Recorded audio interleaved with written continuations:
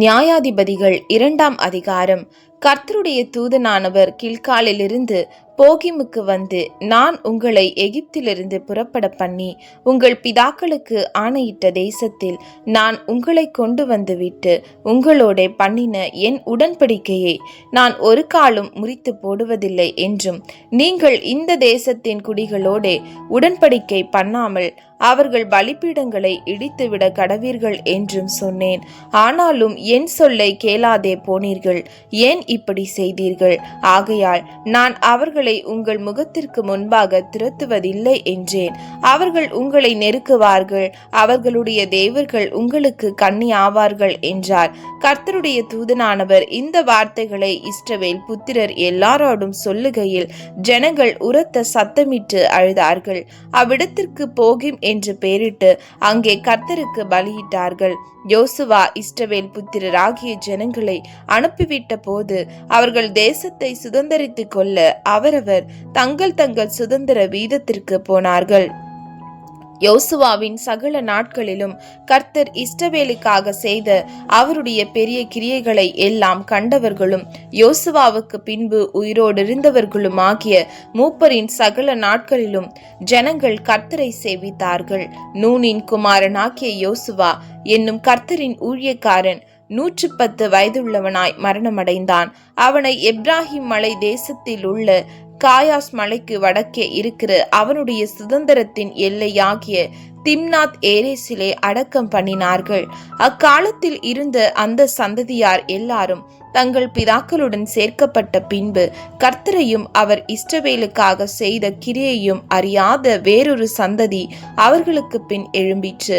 அப்பொழுது இஸ்ரவேல் புத்திரர் கர்த்தரின் பார்வைக்கு பொல்லாப்பானதை செய்து பாகால்களை சேவித்து தங்கள் பிதாக்களை எகிப்து தேசத்திலிருந்து புறப்பட பண்ணின அவர்களுடைய தேவனாகிய கர்த்தரை விட்டு தங்களை சுற்றிலும் இருக்கிற ஜனங்களுடைய தேவர்களாகிய அந்நிய தேவர்களை பின்பற்றி போய் அவர்களை பணிந்து கொண்டு கர்த்தருக்கு கோபம் மூட்டினார்கள். அவர்கள் கர்த்தரை விட்டு பாகாலையும் அஸ்தரோத்தையும் சேவித்தார்கள். அப்பொழுது கர்த்தர் இஸ்ரவேலின் மேல் கோபம் மூண்டவராகி அவர்கள் அப்புறம் தங்கள் சத்துருக்களுக்கு முன்பாக நிற்க கூடாதபடி கொள்ளை இடுகிற கொள்ளைக்காரர் கையில் அவர்களை ஒப்பு கொடுத்து அவர்களை சுற்றிலும் இருக்கிற அவர்கள் பகைஞரின் கையிலே விற்று போட்டார்கள். கர்த்தர் சொல்லியபடியும் கர்த்தர் அவர்களுக்கு ஆணையிட்டிருந்தபடியும் அவர்கள் புறப்பட்டு போகிற இடமெல்லாம் கர்த்தருடைய கை தீமைக்கென்றே அவர்களுக்கு விரோதமாயிருந்தது. மிகவும் நெருக்கப்பட்டார்கள். கர்த்தர் நியாயாதிபதிகளை எழும்ப பண்ணினார். அவர்கள் கொள்ளையிடுகிறவர்களின் கைக்கு அவர்களை நீங்களாக்கி ரட்சித்தார்கள். அவர்கள் தங்கள் நியாயாதிபதிகளின் சொல்லை கேளாமல் அந்நிய தேவர்களை பின்பற்றி சோரம் போய் அவைகளை பணிந்து கொண்டார்கள். தங்கள் பிதாக்கள் கர்த்தரின் கற்பனைகளுக்கு கீழ்ப்படிந்து நடந்த வழியை அவர்கள் சீக்கிரமாய் விட்டு விலகி அவர்கள் செய்தபடி செய்யாமற் போனார்கள். கர்த்தர் அவர்களுக்கு நியாயாதிபதிகளை எழும்ப பண்ணுகிற போது கர்த்தர் நியாயாதிபதியோடே கூட இருந்து அந்த நியாயாதிபதியின் நாட்களில் எல்லாம் அவர்கள் சத்துருக்களின் கைக்கு அவர்களை நீங்களாக்கி ரட்சித்து வருவார். அவர்கள் தங்களை இறுக பிடித்து ஒடுக்குகிறவர்களின் நிமித்தம் தவிக்கிறதினாலே கர்த்தர் மனஸ்தாபப்படுவார்.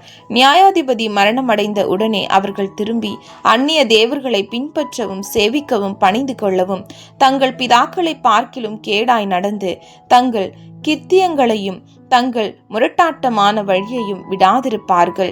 ஆகையால் கர்த்தர் இஸ்ரவேலின் மேல் கோபம் மூண்டவராகி இந்த ஜனங்கள் தங்கள் பிதாக்களுக்கு நான் கற்பித்த என் உடன்படிக்கையை மீறி என் சொல்லை கேளாதே போனபடியால் யோசுவா மரித்து பின்வைத்து போன ஜாதிகளில் ஒருவரையும் நான் இனி அவர்களுக்கு முன்பாக துரத்தி விடாதிருப்பேன்.